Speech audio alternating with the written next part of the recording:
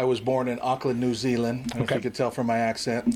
Yeah. But lived there a short time, and then I went to Samoa, lived with my grandparents for a year or two while my parents got a divorce and kind of got established.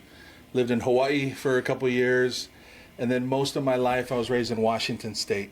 The beaches at BYU, Hawaii are a little bit more than Provo. Yeah, a little bit. So this is the first place where really poverty is not a real issue. Okay. Here's the first place where there's also not a lot of diversity. You always had to take that in consideration. You always it seemed like it was hard to make decisions. You really had to have the union backing on hirings and initiatives. Certainly, the union does certainly add an aspect when it comes to hiring and firing and pushing through maybe initiatives that you want your school to adopt or change, because that's kind of what motivated me, just the impact that teachers and coaches can have on kids. I think if I look back on my career, I think the times that are really, really rewarding, and this, I'm not bragging or anything, I'm not saying this happens like every single day of my life, but it's those times where you see a kid or a family in a grocery store, at Walmart,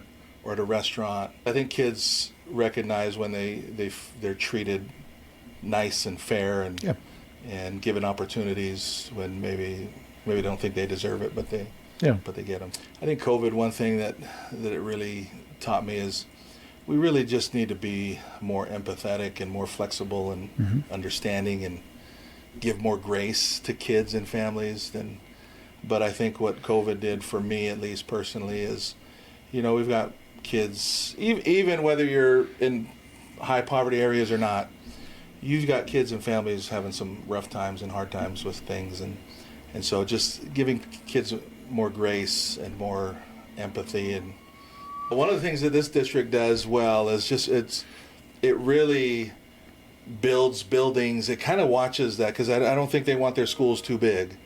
You got to delegate a lot, and you don't quite get down. But anyway, this Skyridge's size right now, obviously we're one of the larger 6A schools, but I feel like it's pretty manageable. I've got 5 assistants. They're really good. We get out and we see kids. We're in the hallways and classrooms. So I think it's manageable. I think the big challenge that schools have, there's a lot of challenges that come with poverty. So there's a lot of big schools in the Salt Lake, Granite districts that, are experiencing high poverty, and with poverty come a lot of different challenges. And so you're kind of trying to break this cycle, and you're trying to instill new goals and high achievement in these kids. If a kid comes from a really supportive home that has a lot of resources and has some high expectations because we've gone to college, you're going to go to, what I mean? Maybe there's too much pressure in succeeding and getting straight A's and a 4.0 and going to the college, so sometimes those pressures and expectations can cause some anxiety and some mental health and some, I've been there for 4 years, and I think maybe we've had 2 fights. Vaping is kind of a growing trend that kids are dabbling with. But other than that, Ryan, when it comes to kids misbehaving, disrupting the classroom and having to be removed and given school consequence, I just remember, one fight could take your whole day. You got to cancel your classroom observation. You got to cancel that meeting that you're going to go to. In education, sometimes we call those third base kids, right?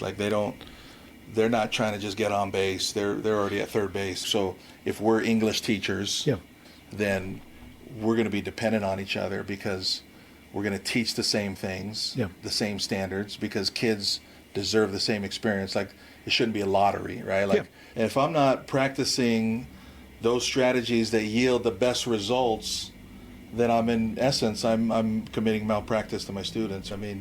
Not only does it help us as teachers, but we just feel like it's the best for kids. Why would you not do that? I don't have all the tools and resources. Kids get more gain when they have a group of teachers that believe that they can learn, and they share best practices and strategies. Educators are the best thieves. Yes.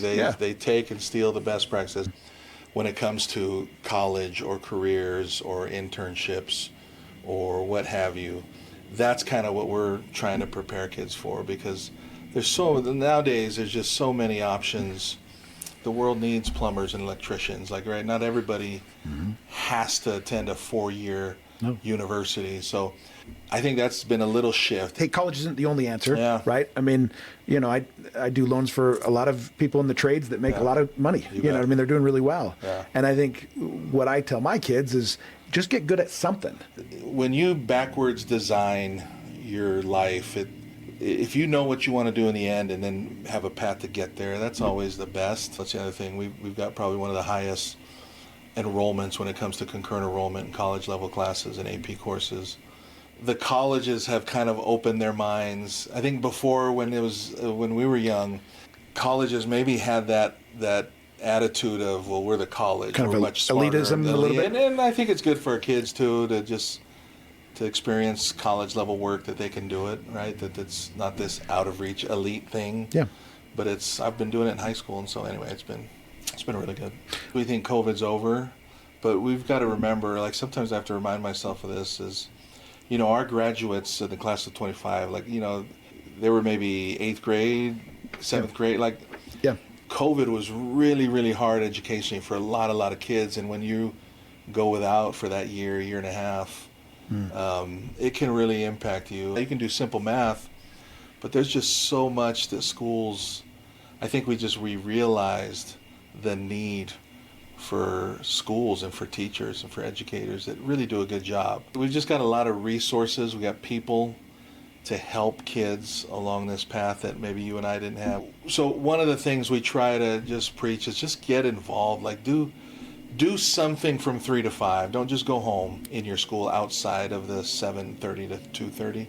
When you're involved, you're just a lot more connected to school. Sure. You're a lot more connected to others. Your social network expands because you've got teammates and club members and you're doing things that are just really healthy. And so, anyway, that's a huge part of a high school experience, is just all of the extracurricular.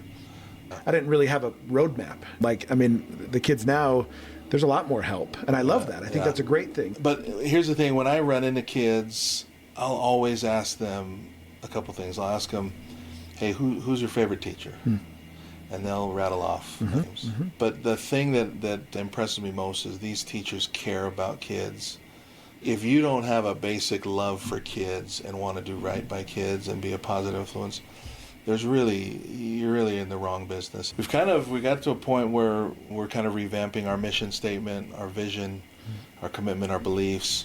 We've kind of created this new mission and vision statement where it kind of just hones in on having all of our kids, all of our community members feel like they belong at Skyridge High School, and that learning is really, really important. I wish I had this unlimited fund where I could just go, and when a kid can't pay the $500, $800 sports fee or band fee, like, I wish I could just go and, here you go. If I had unlimited resources, be able to help a lot of the kids that maybe temporarily are struggling, that can't. I coached everything with a ball and a paycheck. I feel really blessed. I got a great school and great families and a great community. They're very supportive.